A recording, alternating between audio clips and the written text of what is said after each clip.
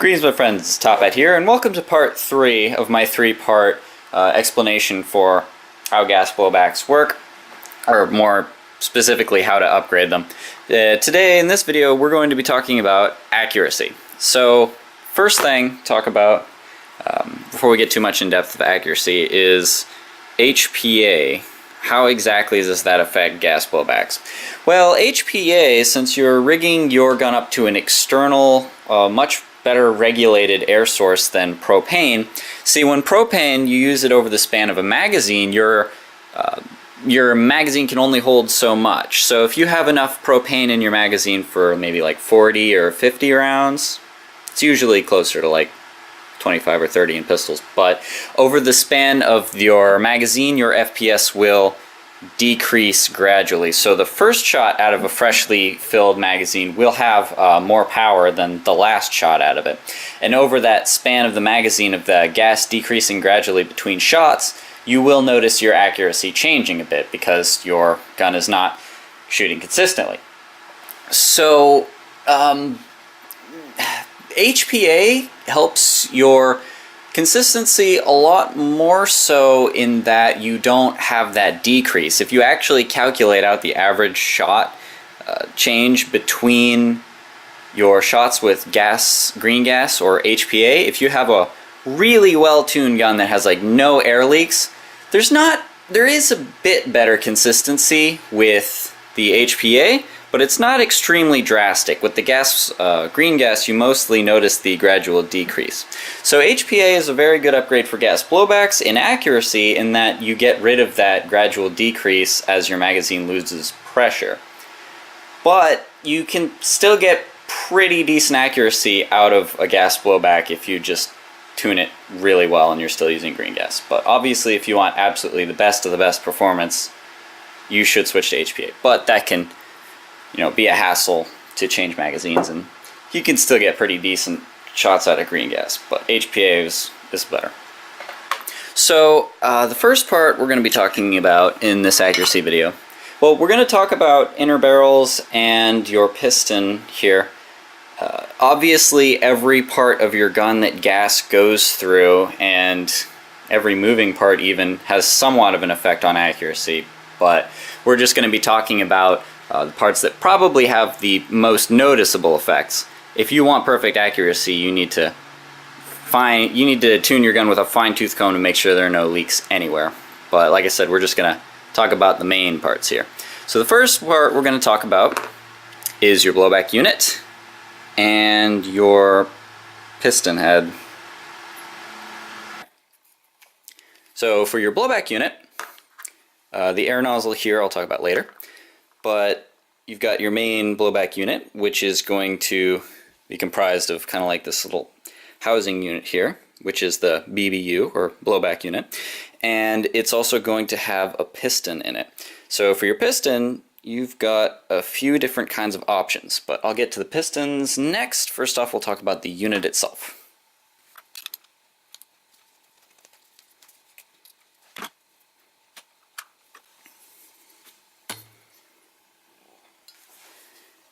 So right here I have the stock KJW blowback unit, and I also have the UAC ultra lightweight blowback unit. That's the main difference you're going to find in upgraded blowback units, is just that they're lighter. The thing is, blowback units are mostly just structural pieces that hold things together, so there's not a whole lot about them to necessarily increase in performance shape-wise. However, the weight is important, because the lighter your blowback is, the faster your gun will cycle, theoretically. And if your gun cycles faster, then it will take less gas to cycle. It will also take less gas if your slide is lighter, because it'll take less force of gas to get your gun to cycle. So if your blowback unit or your slide and everything is lighter, or as lightweight as you can get it with all the parts combined in it, then your gun will cycle faster, you will get better efficiency. I'm not sure exactly how that affects consistency. I haven't performed the necessary tests. I don't really have time to, sadly, but making them lighter will increase your efficiency. So that's mostly why you see a lot of race gun upgrades and stuff that just have really lightweight blowback units. So let's see how much exactly of a weight difference is there. In grams, the stock KJW 226's blowback unit is 48.5 grams. The UAC ultralight one is 16 grams. So as you can see, that's a pretty sizable difference. So that's it for blowback units here. Let's move on to the piston itself. Your piston here is an important upgrade part because it increases the seal between your air nozzle and just generally the blowback motion of the gun. So if you get a really good seal, then that should increase your consistency because there's less leakage, and it should increase your efficiency because there's less leakage, and it just makes your blowback cycle more efficient.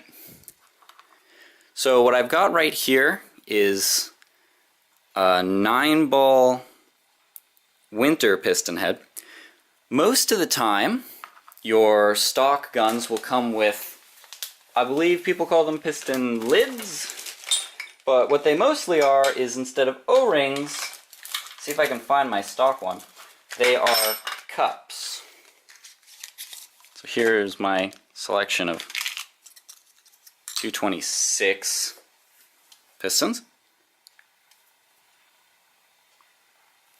As you can see here, the stock piston lid comes with a rubber cup rather than the PDI Dyna piston head, which has a rubber O-ring and vents, which I'll talk about the vents in a minute. My camera likes to focus on that like 10% of green mat in the background rather than the 90% in the foreground. The O-ring, the PDI, wait, this is 9-ball. This is PDI. The PDI winter piston head here just has an O-ring and no vents. So basically the way the vents here are supposed to work is that it allows the gas, as it builds up pressure in your air nozzle here, the gas pressure will leak into these vents, and the vents will push outward on the O-ring. My only concern with that is just the direction of friction. So what I mean by that is when your gas blowback cycles, it'll cycle like so. So the friction between the wall and the O-ring here will push the O-ring forward, which if it creates a gap, if that forward pressure creates a gap between the back of the O-ring here and the back of the piston, then the gas can potentially find a way to be routed out through and escape, because the friction between the nozzle and the O-ring can push it forward. I think that this O-ring probably fits well enough on the Dyna piston head that won't be a concern, but I don't really have the proper tools to analyze whether or not that's happening. So that's kind of the fun thing about the piston, is mostly whether it's a cup style or an O-ring style, just finding one that fits your nozzle well enough is pretty much the objective here. And due to machining tolerances and things like that, the only way you can really be assured that you're going to get the right one for your pistol is to get a few and test it out. Thankfully, these things are usually one of the cheaper upgrades. Yes, my lawn people are here, but yeah, that's the most important part of taking gas blowbacks, is just manually checking things yourself and modifying when it needs to be modified. For instance, if this was too tight, I could take a small diamond file and clean it back a bit. Actually, for testing piston heads here, it's pretty important that the piston head is seated properly in your nozzle. For instance, if you try and test one and you're not quite holding it right, you're holding it at a bit of an angle, it's not going to get a proper air seal. So you want to try and mimic the kind of air seal it's going to actually get in your pistol. So one good way to do that is to just go ahead and put it in your blowback unit, because it'll hold everything proper. And then just go ahead and test it out.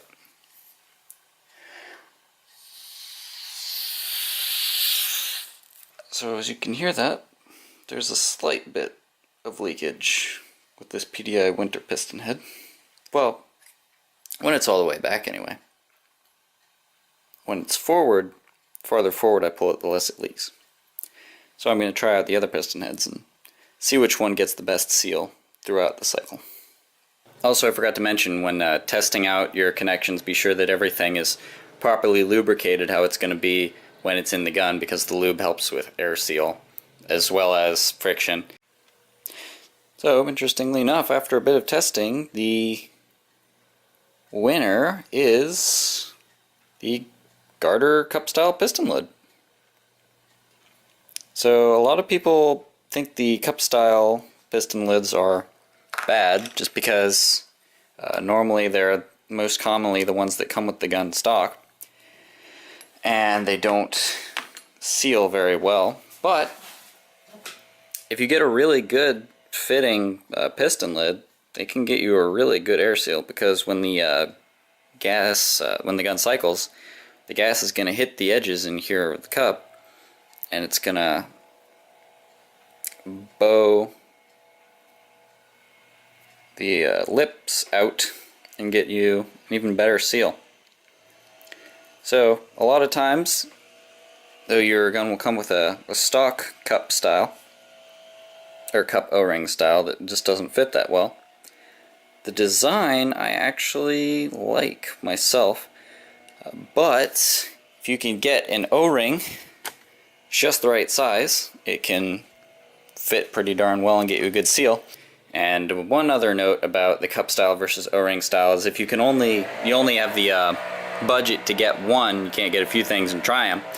O-rings can be a good idea, because if the O-ring it comes with doesn't quite fit right, chances are you can probably find one yourself for a couple cents, like maybe 50 cents or something, that will fit on your O-ring and get you the seal that you need. But other than that, if you've got the budget, it's probably a good idea to get a few alternatives and just see which one works the best. But other than that, out of testing those several pistons, this one gets me the best seal, so I'm going to use that one. So now we're on to the hop-up and inner barrel setup here. I have a threaded outer barrel for my 226. So let's go ahead and get this out. As for the inner barrel here, I have a PDI 6.01 millimeter inner barrel. There are longer inner barrels available if you want to get like a flash hider or a suppressor, things like that. Obviously, if you get a longer inner barrel and a gas blowback, that's probably one of the better upgrades to look for if you're going for increased FPS, longer and or tighter barrels. Obviously, they make your gun bigger and you need to put on a suppressor or something, unless you're fine with your barrel just sticking out of your gun, but that looks a little silly, and if it bumps on something it can cause problems. But as far as inner barrels go, talking about, I guess I've already talked about length enough, but for inner diameter, personally I recommend about 6.03. In lieu of that, if you can't get your hands on one for your model, 6.01 is probably pretty good. Naturally, with inner barrels, the most performance affecting factor of them is probably going to be the smoothness of the barrel, more so than the bore. The bore usually affects more like FPS and things like that, whereas the bore itself will probably, the smoothness of the barrel will probably make one of the bigger differences on your accuracy. So you can always lap your barrels or something like that, or just go with a really good brand. Like, I trust PDI to make pretty good barrels. I haven't really tested the smoothness of PDIs, but I tend to notice good performance with them. I couldn't find a 6.03, so I just went with the 6.01 PDI. PDI is smooth enough so that you're probably going to get pretty good performance. The nice thing about PDI's pistol barrels is you can get them for relatively cheap, maybe like 20 or 30 bucks instead of, $100 for an AEG barrel. But yeah, for pistols, I don't recommend really loose bore. I did some testing on my Case CO2. I guess I'll edit those numbers onto the screen. And as you can see, the average FPS consistency decreased in my KJW KCO2. as I got it tighter to a point. The looser bore had the most FPS variance, the 6.01. It had more than the 6.04, but it was shorter, so length could have had something to do with that. But I got good performance with the 6.04 as far as FPS consistency goes. So for gas blowbacks, personally, I like 6.03, but I like 6.03 in most stuff anyway. Now on to your hop-up setup. You got your bucking here. In most of the Tokyo Marui clone pistols, you will have compatibility with VSR buckings, so you can use those in your gun. Obviously do research on your particular pistol, what buckings are available for you, changes for pistol to pistol. I'll probably R-hop this gun eventually when I can get around to doing it, but for now I use an A+ bucking. Maple Leaf buckings are alright. They have the extended contact point. Well, for those of you who aren't confident in their teching enough to do an R-hop, the Maple Leaf buckings are pretty good. Modify is a pretty good standard bucking that doesn't have an extended hop window. If you want a good extended bucking, I personally recommend the A+. Or I think Airsoft Surgeon rebrands them. This is bucking sometimes too, but let's see if I can get this. As you can see in that barrel, it has a nice sort of like a V almost extended contact point, but I get pretty good range and accuracy out of the A+ buckings in my gas blowback. So if yours VSR compatible, I mean obviously I haven't tried every bucking in existence, but of the ones I have, I like the A+ quite a bit. So that's my recommendation, but I recommend that you do your own research and your own testing. But that's a good starting place. Other than that, for the Marui style, there's also, if you go with the 9-ball, oh, that's why I don't like it. In Marui pistols like this, I did not have good results with my 9-ball, sorry, no, not 9-ball, sorry. The 9-ball bucking's fine. With my Maple Leaf, because, let's see if I can find this. I did try out the Maple Leaf I key setup here with the Maple Leaf bucking. I did not get particularly good results out of it, just as a sort of warning and impromptu review, because the amount of pressure I had to apply with the hop-up arm to get the bucking to lift caused it to kind of, as you can see, the armature, the hop-up adjustment is only on one side. So if you adjust this down too hard, it kind of like bends it a bit. So I got a bit of side hop with that. I'll probably stick with the dial here because it gives me a little more freedom of adjustment. I can make a little more precise measurements. So I do like the Maple Leaf little hop-up dial here. But I did not have good results with the I key and Maple Leaf bucking setup. Now when it comes to teching airsoft guns, something I like to mention a lot and make very clear to people that being a good tech is one of the most important aspects is knowing how to tune your airsoft guns rather than being able to just put together a good set of upgrades. A lot of people really don't understand how important this is. For maybe 20 or 30 bucks, if you know how to tune an airsoft gun, you can get minimal upgrades, maybe nothing, and still get an airsoft gun outperforming considerably someone who's dumped hundreds of dollars into their gun but doesn't know how to tune it. So, one of the most important things to keep in your mind while you're working on your gas blowback and putting everything together is alignment and shimming. So, for example, in my ATP here, I have a good example of shimming.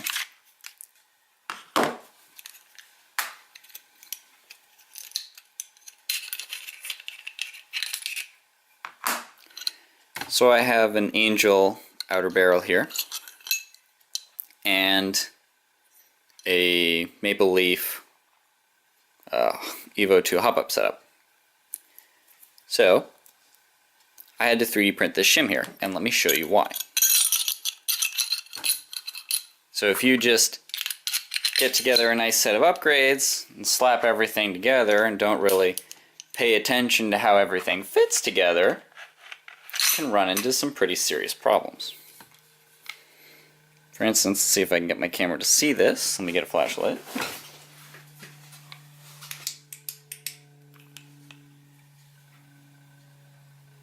You'll notice something very, very wrong about the way my inner barrel is positioned in my outer barrel. The outer barrel is occluding a fraction of the inner barrel. The gun will actually still fire, but the BBs will get bounced off the outer barrel and cause all sorts of horrible accuracy. So, this is a perfect example. This is a pretty obvious example of something that you can tell is wrong. Some things are a little more subtle, a little harder to realize there's a problem. You're not sure why you're not getting the performance you think you should.